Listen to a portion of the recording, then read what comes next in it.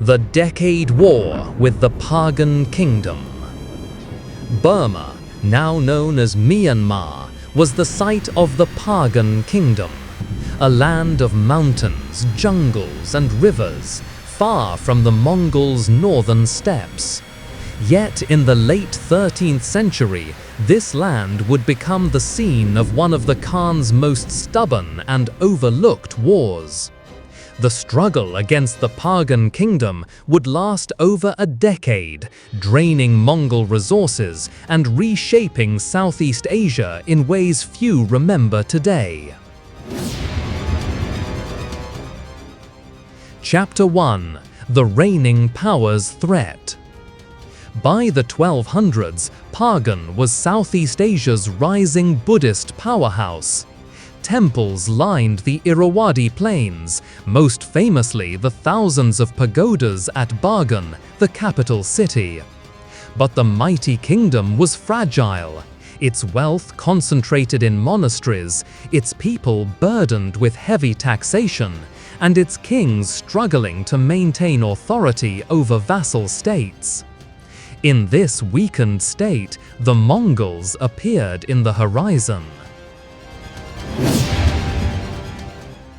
Chapter 2: The First Mongol Demands. In 1271, while Kublai Khan was preparing his campaigns against the Song dynasty of China, he also sent envoys south to Pagan. His demand was the same given to Korea, Vietnam, and Japan: submit, pay tribute, or face war. The Pagan Kingdom initially underestimated the Mongol threat.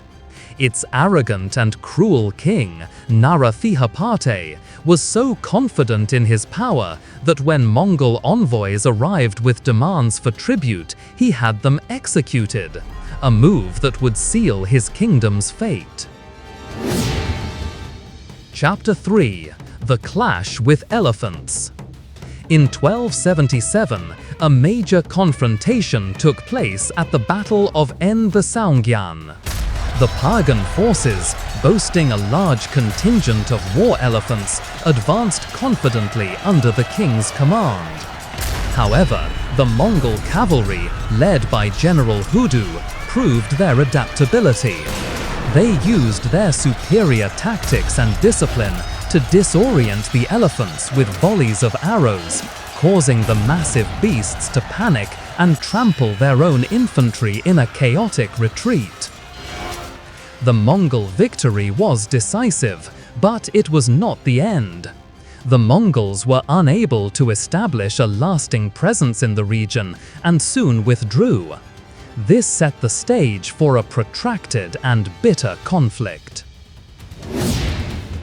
Chapter 4: The Collapse of Pagan. Following their initial victory, the Mongols launched a full-scale invasion in 1283. They marched into the Pagan heartland and captured the capital. However, the king managed to escape.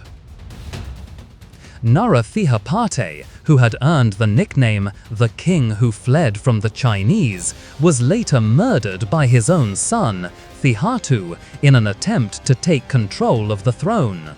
Ironically, while trying to eliminate his brothers, he was also killed by his own crossbow. Infighting among the royal family and the rise of local rulers triggered the collapse of the kingdom. Chapter 5: The Grinding War of Attrition. For nearly a decade, the Mongol army was mired in a grueling war of attrition. They faced constant ambushes, a debilitating tropical climate, and a scattered enemy that refused to fight a decisive battle.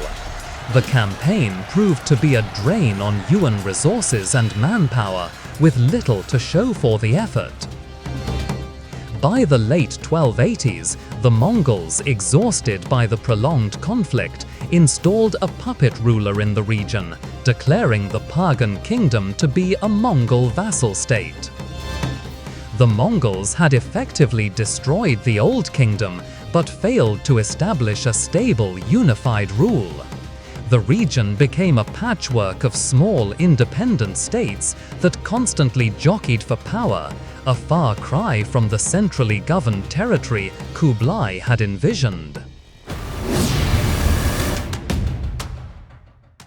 This messy conclusion to the campaign highlighted the limits of Mongol power in projecting long-term control over a distant territory.